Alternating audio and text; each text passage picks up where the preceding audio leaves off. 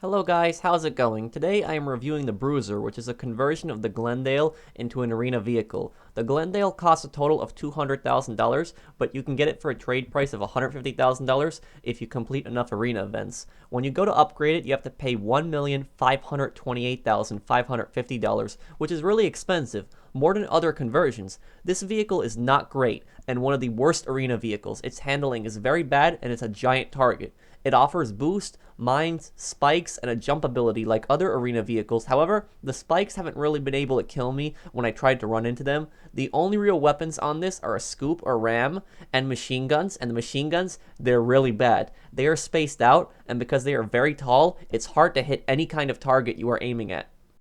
In a speed test, the Bruiser is one of the slowest vehicles in the game, and this is from my Brutus review, but as you guys can see, we were also testing the Bruiser here. The Brutus is much faster than the Bruiser, and the Scarab tank, it's not faster than the Bruiser, but has a much better acceleration rate. The acceleration rate on the Bruiser is pretty bad. The Bruiser eventually manages to pass the Scarab tank, but it's pretty bad. It's one of the worst speeds in the game. It's one of the slowest vehicles in the game. It's definitely faster than the Cerberus, but it's one of the slowest vehicles in the game alongside the Scarab and the Cerberus.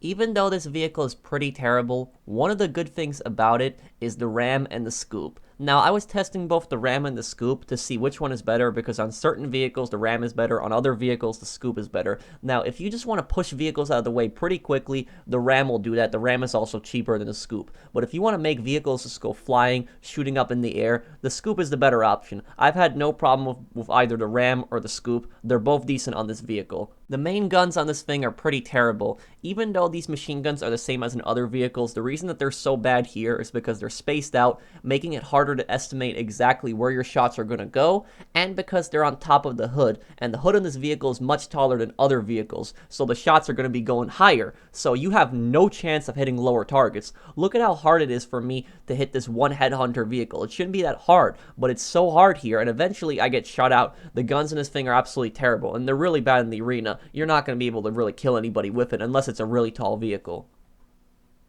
Now, in armor resistance, this vehicle has no bulletproof windows. Doesn't matter if it's in the front, the side, or the back, you can get shot out anywhere. The armor on this thing is kind of misleading. When you look at the armor, you see like these kind of like these metal like lines over the windows, and it looks like it's going to be bulletproof, similar to the Dominator, but it's not. You can easily get shot through them, and those metal lines, it's like they're not even there. Like I was shooting my friend through them. The one good thing is because this vehicle is a little taller, it might be harder for NPCs and players to shoot you out, but you can still be shot out in all directions. And also, this vehicle has a hidden weakness. In the middle of the vehicle, there's a gasoline tank, and if you shoot that gasoline tank enough, the vehicle will actually explode. Just take a look at me shooting it right here with the revolver.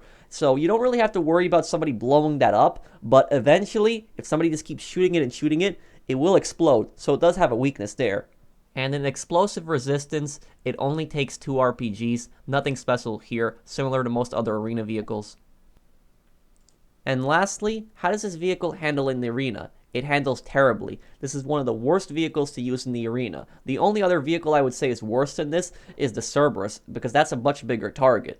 Don't get this vehicle if you're an arena player. Actually, don't get this vehicle at all. It's a giant waste of money. This vehicle has such bad handling, it can't handle tight turns, which means that people can easily flank you with their vehicles, and if you try to make a tight turn, you're most likely going to crash into something, and when you crash into something, you're vulnerable, and then people are going to blow you up, and because it's such a big target, people are just going to go after you. I mean, the spectator missile just blows you up in one missile hit. You just got to watch out for people. They're all going to gang up on you, and I don't blame people for ganging up on me either, because it's a big vehicle. If I saw this vehicle driving around, I would most likely attack it first. I mean, who wouldn't? It's a big target. But it's just such a bad vehicle.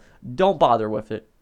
And here we come to the pros and the cons. And as you guys can see from this list, the cons really outweigh the pros.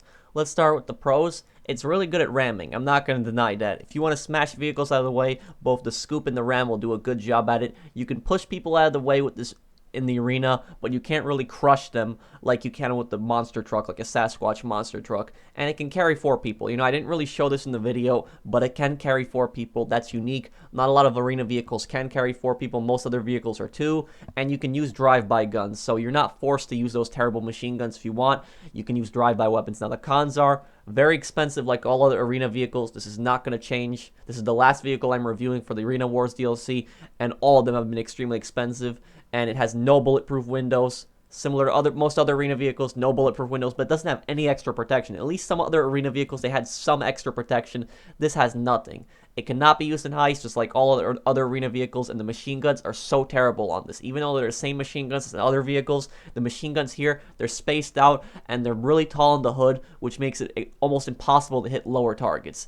And it's very slow, has really bad handling. This is really going to hurt you, especially in the arena. You're not going to be able to react fast enough. People are going to flank you from the sides and behind you. And it's a big target. It's a big vehicle, so it's a big target. People are all going to gang up on you. And I don't blame them for doing that either, because it's a big target. It's a big vehicle. It's who wouldn't go after that? See, you see people driving around this terrible vehicle, you're going to go for them first. It's an easy kill.